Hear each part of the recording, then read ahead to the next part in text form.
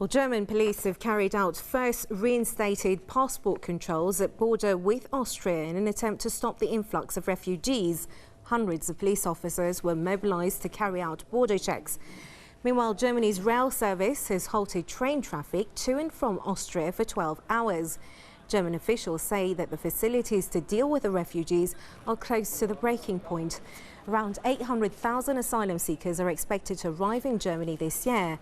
Berlin's reintroduction of border controls is expected to be temporary.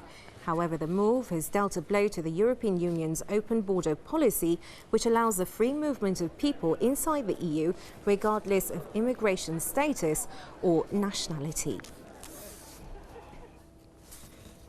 Well, to talk about this more, we're joined by radio host and political commentator Max Egan from Brisbane. Thank you very much, Max, for joining us.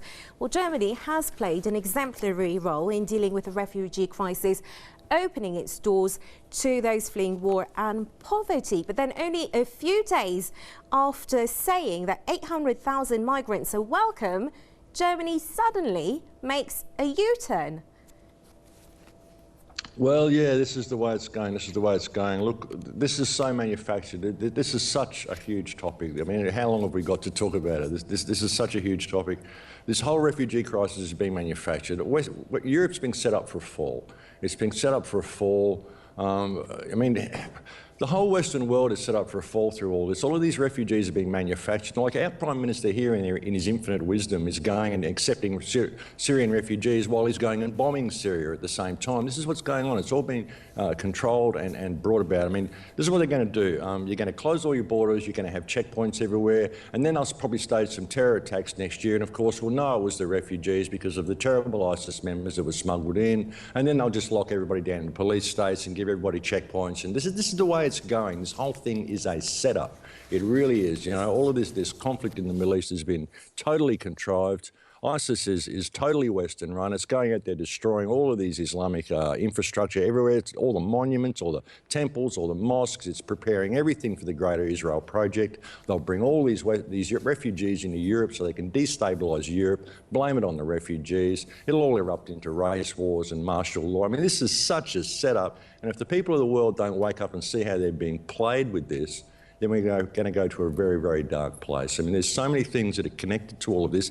And frankly, as far as I can say, I mean, I'm probably getting off topic here, but the people in Palestine, the people in Gaza have been providing the Western world with the mechanism to heal this situation since 2007, but no one is paying attention. Gaza is a war crime. It's collective punishment. It's a war crime, and this gives us the ability to rein all our governments in for supporting a war crime. It's a breach of the Fourth Geneva Convention. We can rein all of this whole system in one day if we pay attention, and we can stop this crisis from happening. And I've probably gone off topic, but like I said, this is a huge, huge issue, and I could talk about this for hours to try to get people to understand how they are being played with this. Well, Max, talking about the refugee crisis, how is this going to affect their lives? What is not being talked about here is lives actually matter here, and these hundreds and thousands of refugees are fleeing war, they're fleeing poverty, which is a result of, unfortunately, some policies by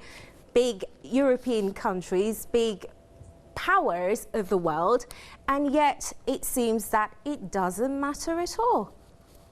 Well, yeah, life is way down the food chain. We don't worry about life not unless it's economically viable to worry about life. This is the Western way. This is what we've become.